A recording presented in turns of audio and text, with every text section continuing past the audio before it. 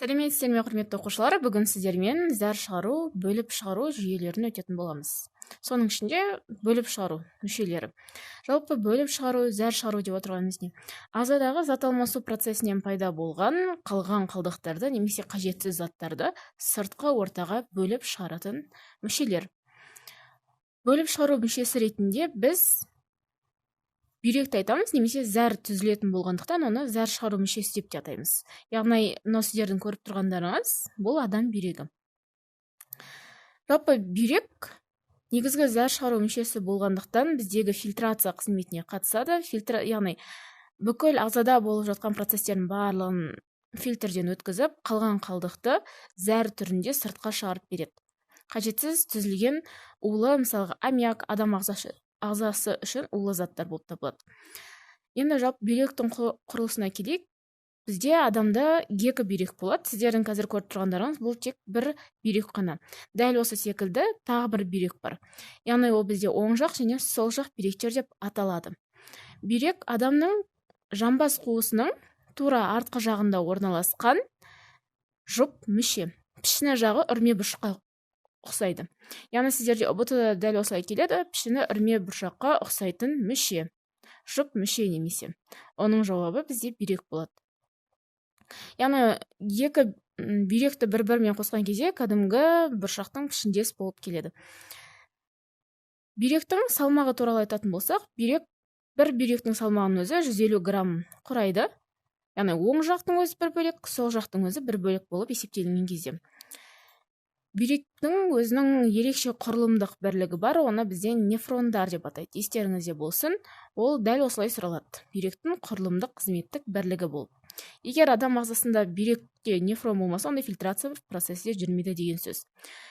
Біздегі жалпы зәрдің түзілуі ол тікелей қанмен байланысты. Сіздердің мына жерде көріп тұрғандарыңыз бұл қан тамырлар. Вена және жоғары жағында орналасқан қызыл болып тұрған ол артериялық қан тамырлар. Осы қанның тазартуының нәтижесінде адамда артық сулар немесе тағы да басқа қалдық заттар сыртқа шығарылып отырады. Енді осы зәр шығару мүшелеріне ары қарай жалғастыратын болсақ, негізгі мүшесі бүйрек дедік. Одан бөлек бізде несебағар деген мүше бар. Міне, мынау көріп тұрғандарыңыз несебағар мүшесі. Ол да жұп мүше болады. Неге? Өйткені адамда екі бүйрек болғандықтан, соған сәйкесінше екі несебағар болу керек. Екі несебағар және қуық. Қуықтан кейін зәр шығару түтігі болады. Қуықты келесі сабақ қарастырамыз, ал қазір тек бүйрекпен және оның қосымша бөліктерін қарастырайық. Бізде бүйректің негізгі құрылысына келетін болсақ, мынау бүйректің құрылысы, яғни жартылай кесілгендегі түрі. Бүйректің өзі екі түрлі қабаттан тұрады. Сыртқысы қыртысты қабат, ішкісі майлы қабат, яғни ішкісі өте жұмсақ қабаты болады. Егер кәдімгі бүйректі көрген болсаңыздар, немесе яғни соның ішінде адам мен сүтқоректілердің бүйрегі ұқсас болады. Сүтқоректілердің бүйрегін алсақ, тура осы секілді өте жұмсақ майлы заттан тұрады. Бүйректің сыртқы қабаты қоңырқай қызғылт түсті. Көбінесе қоңырқай түс деп келеді. Ал ішкі қабаты бозғылт майлы қабат деп атайды. Немесе оның да түсі қоңырқай болғандықтан қазіргі жаңа кітаптарда қоңырқай түсті деп атала береді.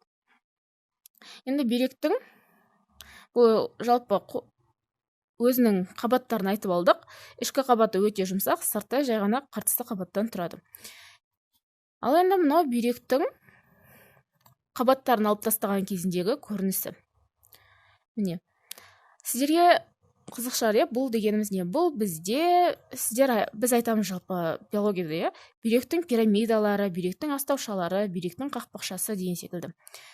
Зәр түзілу процесі кезінде мына пирамидаларда әртүрлі пирамидалардың айналасында, жанында өте көптеген нефрондар шоғырланады. Жаңа айттық, нефрон дегеніміз бізде бүйректің құрылымдық қызметі. Ол өте көп шумақтан тұрады. Адамда бір бүйректе 1 миллионнан астам нефрон болады. Кем дегенде 1 миллион болады. Сол 1 миллион нефронның барлығы қанды сүзеді. Сол сүзудің нәтижесінде пирамидаларға келіп қан сүзілген зәр пайда болады. Одан ары қарай сүзілген зәр мынау пирамидалардан ары қарай үлкен астаушаға қарай өтеді. Жалпы астаушасы бүйректің астаушасы деп аталатын бөлік. Осы астаушаға қарай зәр келіп құйылады. Одан ары қарай астаушадан бүйректегі зәр несеп ағар арқылы қуыққа жіберіледі, қуықтан сыртқа шығарылады. Қуыққа зәр жиналып, одан ары қарай сыртқа шығарылады. Сонда мынау астаушаның бүйрек пирамидасының негізгі қызметі зәрді ары қарай өзіне жинақтау және ары қарай жіберу қызметін атқарады. Бізде зәрдің түзілуі кезінде ең негізгі жаңа айттық, қан тамырлар деп. Мынаны қарайтын болсаңыздар, міне өте көптеген қан тамырлар және нефрондардың шоғыры болады. Қан тамырлар арқылы мынау артерия арқылы қан келеді бүйрекке, ал вена арқылы керісінше қан шығады. Тазартылған қан вена арқылы шығады, ал таза емес қан бүйрекке артерия қан тамырлары арқылы келеді. Мына жерге қарайтын болсақ, міне қан ішке қарай кіріп жатыр, вена арқылы керісінше тазартылған қан ағзаға жіберіліп жатыр. Яғни артерия арқылы тазаланбаған қан келеді. Ол артерия міне капиллярларға тарамдалады. Капиллярлар білесіздер, өздеріңіз бізде жүрек қан тамырлар жүйесінде айтқан болатынбыз. Қабықшасы өте жұқа қан тамырлары деп. Вот сол капиллярлар арқылы қан нефронда сүзіледі. Тіке бір-бірімен байланысты нефронда қан сүзіледі. Сөйтіп қанға қажетті, адам ағзасына қажетті заттар қайтадан қанға қайтарылады, ал қажетсіз аммиак немесе мочевина, зәр қышқылы деген секілді заттар керісінше бүйректің пирамидаларына. Одан ары қарай бүйректің тостағаншалары, мына жерде тостағаншалары бар. Міне, мына бөлік тостағанша және мынаны қарайық. Мына жер тостағаншасы деп аталады. Тостағаншасынан ары қарай астаушасына, бүйрек астаушасы, одан жаңа айтқандай нефронға. Несеп ағарға дегенім ғой. Келесі бізде ал тазартылған қан болатын болса, қайтадан капиллярға өтеді. Капилляр арқылы вена арқылы бізде ағзаның басқа да мүшелеріне тазартылған қан тасымалданады. Бұл жалпы бүйректің құрылысы дәл осы секілді екінші бүйректе жұмыс жасайды. Егер адамның бір бүйрегі жұмысын тоқтатқан жағдайда, екіншісі жұмыс жасап тұра беруге қабілетті. Бірақ бір-бірімен тығыз байланысты болғанымен, екеуін біреуінсіз біреу жұмыс жасай алатын мүшелер қатарына жатады. Мысалы алатын болсақ, бір бүйрегін алып тастаған адамдар да бар, бірақ оларда зәр шығару мүшелері жұмыс жасайды деген сөз. Бұл жалпы бүйректің құрылысы, міне егер біз бүйректің пирамидаларының нағыз түрі осындай болады. Ал мынау астаушасы, міне аппақ, міне ортаңғы бөлік үлкен астаушасы. Біз жаңадан бері бүйрек қақпасы туралы айтып жатырмыз. Бүйрек қақпасы дегеніміз не?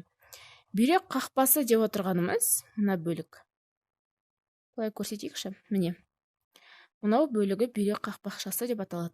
Неге бүйрек қақпақшасы? Себебі тура осы жерден артерия қан тамыры кіреді, вена қан тамыры шығады осы жерден, несеп ағар осы жерге жалғанған. Яғни бүйректің барлық ішке кіретін заттары, мүшелердің барлығы осы жерге жинақталған.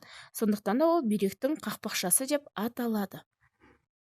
Міне, мына жер қарайтын болсақ, осы жер бүйректің қақпақшасы деп аталады. Енді ары қарай жалғастыратын болсақ, бұл бүйректің құрылысы, егер мынау толық қарайтын болсақ, сыртқы бейнесі болады. Егер бүйрек өзінің қызметін тоқтатқан жағдайда, адам бір тәуліктің ішінде, егер екі бүйректе қызметін тоқтатқан жағдайда, адам бір тәуліктің ішінде уланып қайтыс болады. Яғни неге уланып? Өйткені бізде именно осы бүйректе фильтрация процесі жүргендіктен адам ағзасы үшін өте қауіпті элементтер, олар бірінші аммиак, сосын мочевина және зәр қышқылы. Осы заттар адам ағзасына қарай кері қайтарылады, одан ары қарай жасушаға, ұлпаға, мүшелердің барлығына өтеді де, адам уже улану процесі басталады. Адам уланған кезде бүкіл денесі сарғайып, бүйректің құрылысының бірден бұзылғанын байқауға болады. Және бүйрек құрылысы немесе қызметі бұзылған жағдайда адамда әртүрлі денеде ісік аурулары пайда болады. Содан да қарап, бүйректің жұмысының қандай екенін анық көруге болады. Адамның сыртқы бейнесіне қарап, бүйректің жұмысы қалай жасап жатыр деген секілді. Осы бүйректе бізде тәулігіне 1500-1700 литр қан ағып өтеді. Қан ағып өтеді дегеніміз не?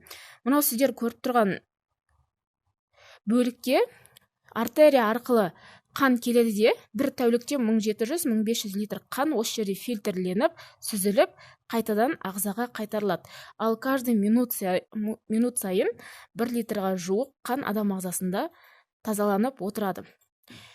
Бүйректе екі түрлі қызмет бар, яғни зардың түзілуінің екі түрлі кезеңі бар. Біріншісі ол бізде фильтрация деп аталады, қарапайым сүзілу. Екіншісі реабсорбция деп аталады. Немесе фильтрацияның тағы да басқаша атаулары бар, абсорбция деп аталады. Екіншісі реабсорбция. Реабсорбция деп отырғанымыз бізде қанның қайта сүзілу процесі. Ол процесс қалай жүреді?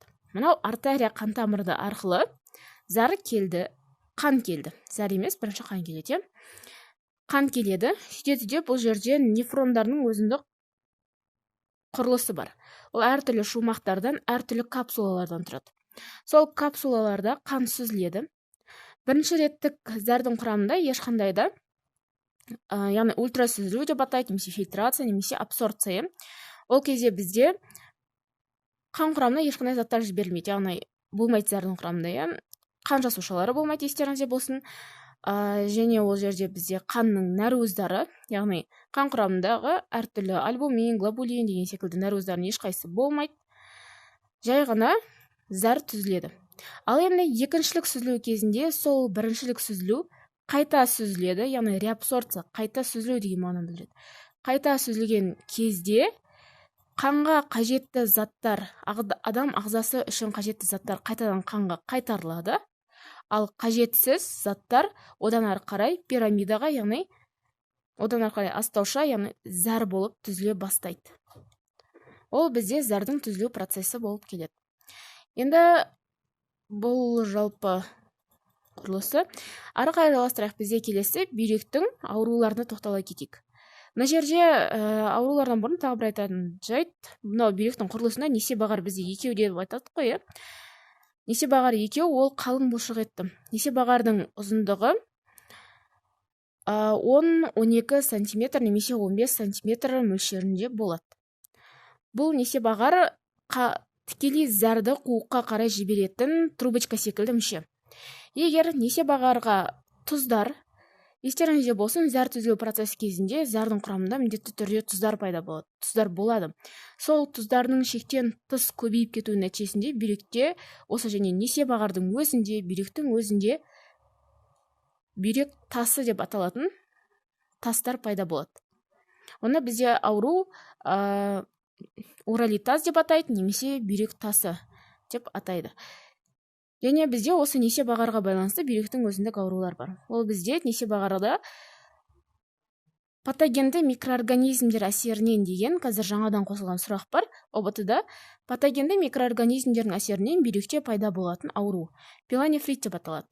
Яғни патогенді деп отырғанымыз ауру тудыратын бактериялардың әсерінен деген сөз. Ол ауру тудыратын бактериялар мынау несебағардың ішкі бөлігіне орналасып алады да, зардың түзілу, яғни зардың төмен қарай жіберілуін төмендетіп тастайды. Яғни төмен қарай қуыққа қарай зар бармайды. Және одан бөлек, мынау именно бұлшық еттің, несебағардың бұлшық етті қабатын зақымдайды. Соның нәтижесінде бүйректің зар шығарудың құрылысы бұзылады. Осы бүйрек ауруларын ары қарай жалғастыратын болсақ, бізде келесі ол энурез деген ауру бар. Кішкентай балдарда көп кездесетін, зар тоқтамайтын ауру. Ол тікелей қуыққа байланысты және несебағарға байланысты болады. Ал бүйректің өзіндік ауруларын біріне келетін болсақ, бүйректің қызметін тоқтауы. Ол бізде мына астаушадағы немесе нефрондардың құрылысы толыққанда бұзылған кезде пайда болатын аурулардың бірі. Егер адам бүйрегі жұмысын тоқтатқан жағдайда, оның тіршілігін жалғастыру үшін әртүрлі әдістер қолданады. Егер естіген болсаңыздар, 10 сыныптың кітабында су алмасу деп аталатын тақырыпта бізде диализ деген тақырып бар. Диализ деп отырғанымыз, диализ немесе гемодиализ деп атайды, қанды жасанды тазарту. Бүйректің негізгі қызметі қанды тазарту. Егер бүйрек жұмысын тоқтатқан жағдайда, біз бүйректің орнына қанды жасанды тазартамыз. Яғни бүйрек ешқандай да фильтрация қызметін жасамайды, ол адам ағзасында тұра береді, қызметі тоқтаған. Ал бүйрек қызметін тоқтатқан адамдар аптасына кемінде 1 рет немесе 2-3 рет барып, қанды жасанды түрде тазартып отырады. бүйрек ауруларының көбісі бізде мысалға тұзды тамақтар жеген кезде бүйрек тасы пайда болуы мүмкін, шамадан тыс көп жеген кезде. Егер бүйректің өзіне дұрыс тамақтанбаған жағдайда әртүрлі бактериялар тағы да басқа қанға өту арқылы келуі мүмкін. Жалпы бүйректің құрылысы туралы осы тақырыптар, құрметті оқушылар, бүгінгі сабағым сіздерге түсінікті болды деген ойдамыз. Келесі сабақта осы зәр шығару мүшелерінің ішінде қуықты жалғастырамыз.